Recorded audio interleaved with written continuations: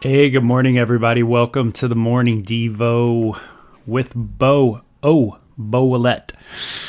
Hope you guys are doing well today. It is October 30th. Wow, October 30th. Man, we are moving. And pretty soon it'll be 2026, and we just keep on spinning. Wow. Anyway, you can check out the archives at my YouTube channel at Beaulet. It's right there's the name. Just put that in the search bar at YouTube and you'll find me. Or if you want, just go to beaulet.com. I usually make things available there. But that is what I have available there is the first go around. This is the second go around of the Bible on my YouTube streams. So at beaulet.com, it's just the first. So there's not a second kind of second stream link. Just the first time I went through 2 Corinthians and all that. Anyway, we'll get through the New Testament soon enough. If you've never gone through the Bible, man, I hope you guys just enjoy it as we read through the scriptures and just, man, see how amazingly relevant it is to our lives. So 2 Corinthians chapter 8, let's get into it right now. Okay, so it says, I really don't need to write to you about this ministry of giving for the believers in Jerusalem. For I know how eager you are to help, and I have been boasting to the churches in Macedonia that you in Greece were ready to send an offering a year ago. In fact, it was your enthusiasm that stirred up many of the Macedonian believers to begin giving. So the church in Jerusalem's going through a trial. The Macedonian church has, really given out of their poverty. They really have shown the grace of God, that really God's gift and grace of salvation is on those people in Macedonia. How do we know it? Because, they too themselves want to give. And, that's a great sign when someone is a giver, not just a taker, not just a consumer. Boy, I don't want my life just to be a consumption of people and of things, but I want it to be a giving thing too. What can I give out? What can I share? What can I offer, this world? And notice he says he kind of affirms, does a really beautiful thing. Even though the Corinthian church has really been in contention with Paul, they really have been despised Paul. Really, they've walked around Paul and gone to another leader, another pastor. And they've walked around Paul's authority, and they've said, hey, we're not going to listen to Paul. We're going to go to another. Notice how Paul says, he affirms his love for them. Hey, I trust and I affirm that you guys will do the right thing because you wanted to do the right thing. When I was with you a year ago, you guys wanted to do the right thing. So I'm trusting that just as you guys were enthusiastic back then, you guys are going to be enthusiastic now. And I love how he's talking to them. There's a lot of affirmation. Do you just tend to rip into people? Do you tend to just go? Do you tend to just, you make the beeline to the argument? You just want to get to the nitty gritty. You just want to go over your thing, but you have no room for the affirmation of how they've invested in you. What has the relationship. It's sad when you get with your spouse and you just kind of go into it, right? You just start arguing. You just get into the conversation instead of saying, hey, we have been a couple for 10 years, 15 years, and we are invested in one another, and we love one another. And, and just establishing that we are on the same team before you go into all the discussions that need to happen. It's not that those discussions don't need to happen, but boy, notice how Paul is always in this affirmation of the church, even though the church doesn't like him. The church has been very contentious with Paul. That's an understatement. And it says, but I am sending these brothers to be sure you are really ready. He's sending what? Who was it? Paul, was Silas, Timothy, Titus, one of those? It says, a couple of them, for I have been telling them, and that your money is all collected. And it says, and I don't want to be wrong in my boasting about you. We would be embarrassed, not to mention your own embarrassment, if some Macedonian believers came with me and found that you weren't really ready at all, as I had told them. So I thought that I should send these brothers ahead of me to make sure the gift you promised is ready. But I want it to be a willing gift, not one given grudgingly. So Paul again says, hey, I'm going to bring people with you. One of them's going to be these Macedonians that heard that you guys were so eager to give this wonderful financial gift to those in Jerusalem that are going through incredible persecution. And I hope that they're not embarrassed, and I'm not embarrassed because you guys aren't even ready to give that gift. Is our church embarrassing, when people come to it? We had a guest last night at the fellowship, a wonderful ministry out of New Mexico. Have you ever thought that maybe your lack of investment in other people could be seen as an embarrassing thing? Man, that's crazy. That's interesting, right? It's like if I am not enthusiastic about the ministries that the fellowship brings, to the that the leadership brings to the church to share and for us to be involved in, and our church just doesn't show up, right? Our church just like whatever. It can be embarrassing. And Paul talks about this embarrassment. I don't want to be embarrassed.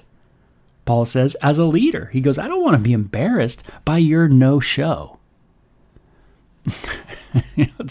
It's so interesting, right? By your lack of giving, by your lack of enthusiasm.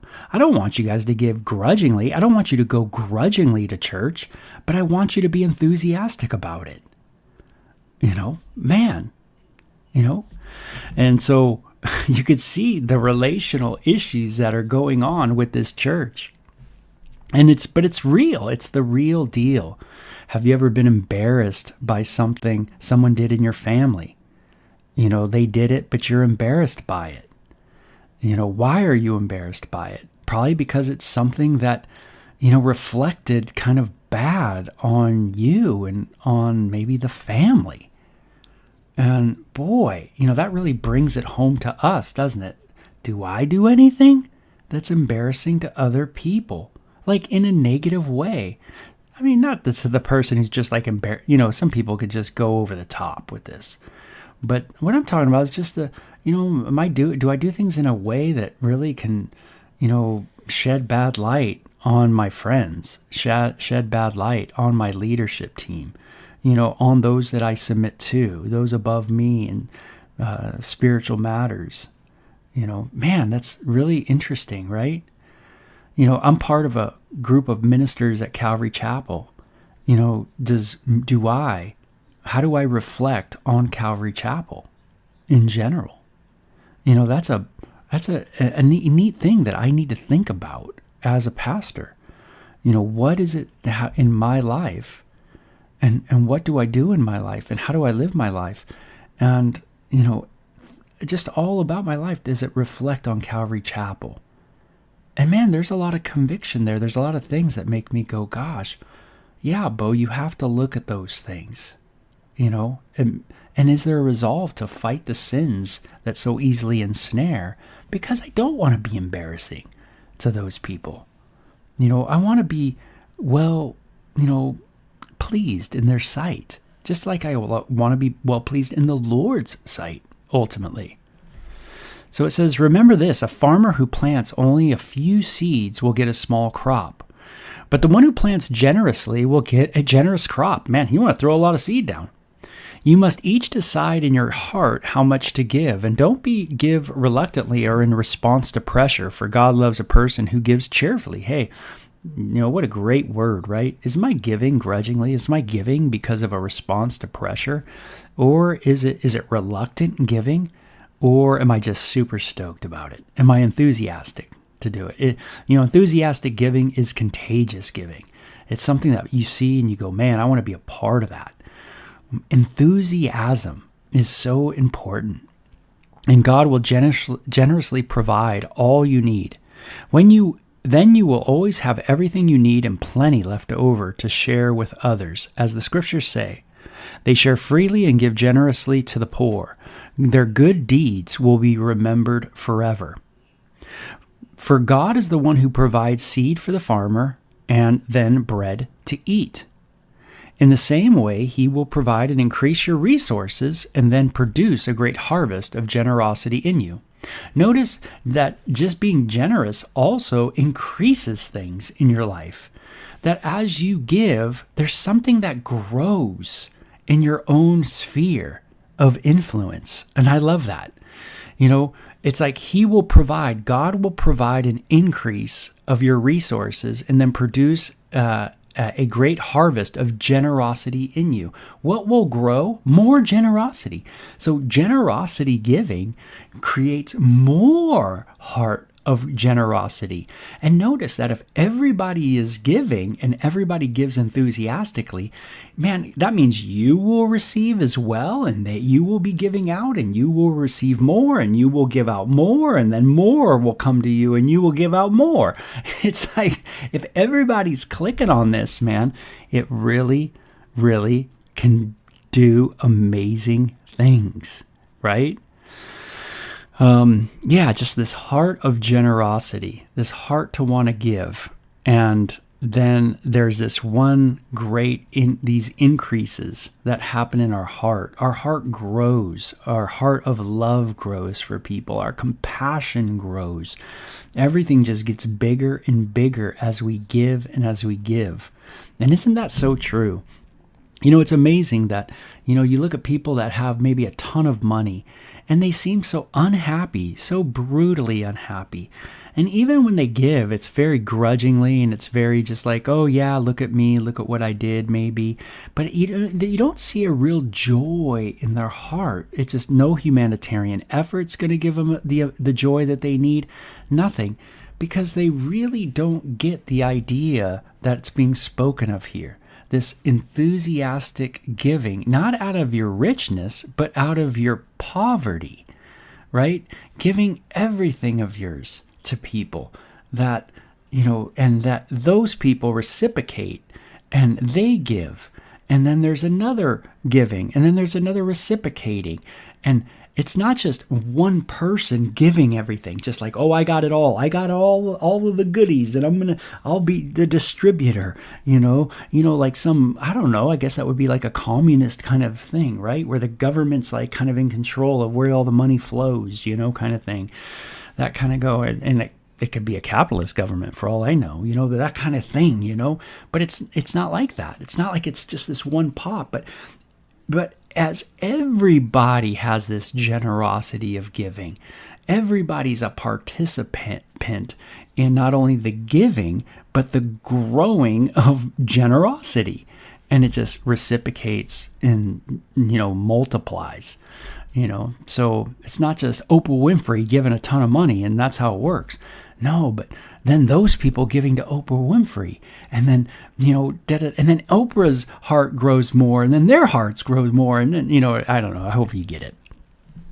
So, and it says, yes, you will be enriched in every way so that you can always be generous. And when we take your gifts to those who need them, they will thank God. Isn't that cool? They'll be thankful to God.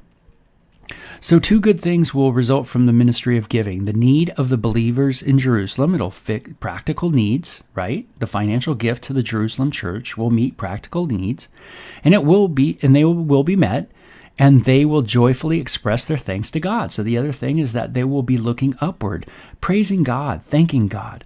Man, seeing that really this is a gift from the Lord, just as Jesus is the gift from the Lord, right? And we are thankful. It deals with our practical needs, and it also deals with our thankfulness to God, right? We look to God and we're thankful. 2 things that are happening, right? And we're loving neighbor. We're seeing the practical loving of neighbor, and we're also loving God. Do you see that? Loving neighbor, loving God. And those 2 things are met in the generosity to the saints. And it says, and as a result of your ministry, they will give glory to God for your generosity to them, and to all believers will prove that you are obedient to the good news of Jesus Christ. Notice, a generosity of heart is proof of your obedience to the good news of Jesus Christ. Meaning you have not only received the good news of Jesus Christ, but you want to obey the good news of Jesus Christ. That just as Christ died for you and gave his life for you, so the obedience is that you now become like the Master and you now give your life for others. Boy, isn't that amazing? And it says, and they will pray for you with deep affection, because of the overflowing grace God has given to you. Notice that they will pray to you. You've given to them, but now they will pray to you because of that grace gift that you've given, the grace of God that was given to you. Man, they'll be thankful to God for all the grace that was given to you to give out of your poverty to the financial needs of the Church of Jerusalem. You could see this giving and reciprocating and giving all happening in this chapter. It's absolutely mind-boggling. And it says, thank God for this gift, too wonderful for words. Man, how cool is that? Very cool. And it could be read that verse 15, thank God for his gift, too wonderful for words. And I kind of love that translation. Thank God for his gift. What is God's gift? It is his Son. It is the Messiah. The Messiah is the gift of the world, gift to the world, to seek and to save that which was lost. And man, what is our reciprocation to that gift? Well, it is giving God our lives, right? Yeah. God gives to us and we give God back, man. We throw our crowns, man. We give him everything to the Lord. So boy, what a great devotion this morning. 2 Corinthians, not chapter 8. Oh, I didn't change that on the thing. Let me do it now. Oh, I just did it. 2 Corinthians 9. That's what that is. So sorry, it was the old title there. But 2 Corinthians 9 in the books, all good, all done. So, man, a lot to learn. Hey, what's my generosity like? What's your generosity like?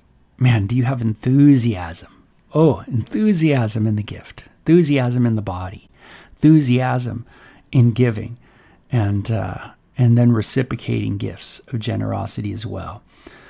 Wow. Giving, not just out of our riches, but out of our poverty as well, right? Out of what we don't have, give what we can give, right? Why? Because we're enthusiastic. Why? Because God has given us everything. The one who is rich, Jesus, became poor so that we might become rich. Oh boy, that's a great passage. And anyway, that's what we've learned so far. So great stuff. Hey, take care. Bye-bye.